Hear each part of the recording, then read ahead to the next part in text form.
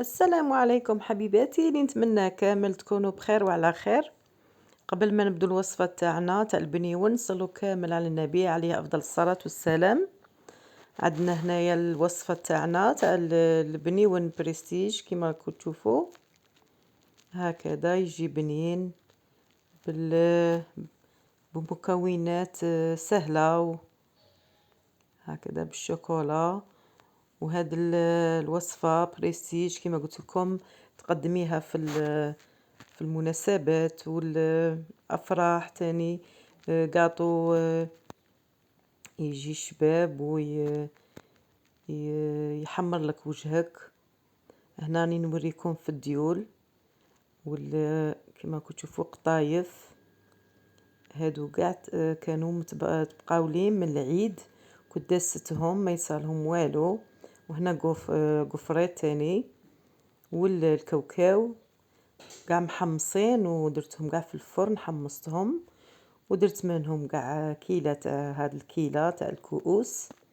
وهنا عندي المول هذا تاعي غادي ندير شوكولا ذوبت هنايا كما شفتوا معايا حوالي هكا 300 غرام شوكولا نوار هكذا. وزدت عليها هكا درتها في بان ماغي وزدت عليها حوالي هكا 3 مغارف تاع زيت. كل 100 غرام نديروا له مغرف كبيره زيت هكا. بعد ما دابت ونديرو هكا في المول غير بالمغرف غادي نديرو كيما هكا نحاولوا نمشيو قاع ديك الشوكولا في المول تاعنا. انا عندي هذا المول فيه هذاك فيه كي التزيين من تحت في القاع تاع المول تاعنا. واللي عندها مول سامبل اللي يجي تاني احسن نديرو كطبقه اولى داك الشوكولا ونديروها في فريغو تجمد. هنا درنا الكيله تاعنا اللي كيما وريت لكم كيله تاع ديول مرحي ومقلي كيله تاع القطايف تاني مرحيين مقليين تاني في الفرن والكاوكاو تاني مقلي ومرحي كنت متحفظه بيهم فهكا كيما قلت لكم في دي بواط ما يصرى لهم والو.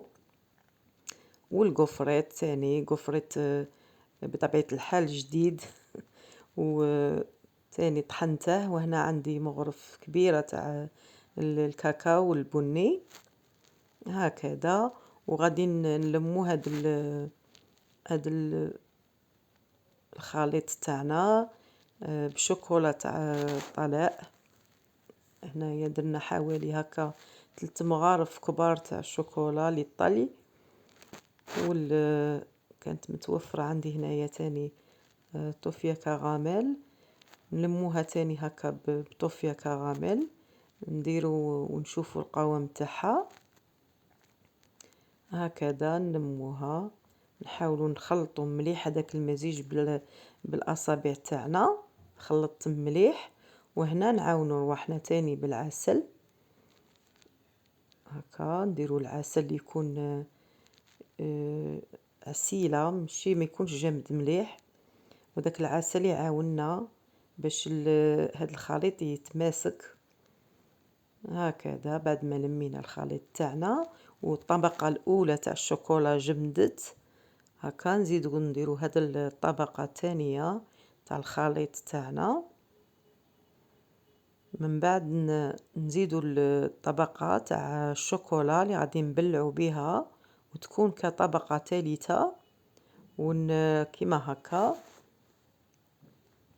بعد ما نكملوا قاع نبلعوا هذيك الطبقة الثالثة نردوها ثاني للفريغو باش تجمد هاد الشوكولا معنا ونديروا هذيك الطبقة الثالثة ويجي تزيين تجي شكل الحبة هايل.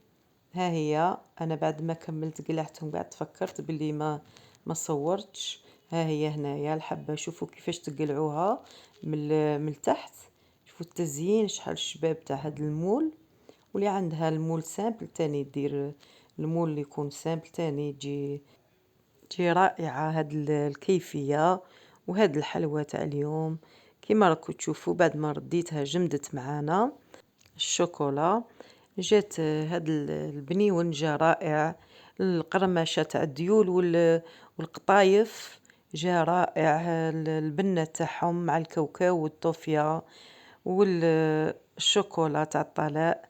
نتمنى يعجبكم البنيو نتاع اليوم البريستيج، وإلى اللقاء في وصفة لاحقة إن شاء الله. مع السلامة.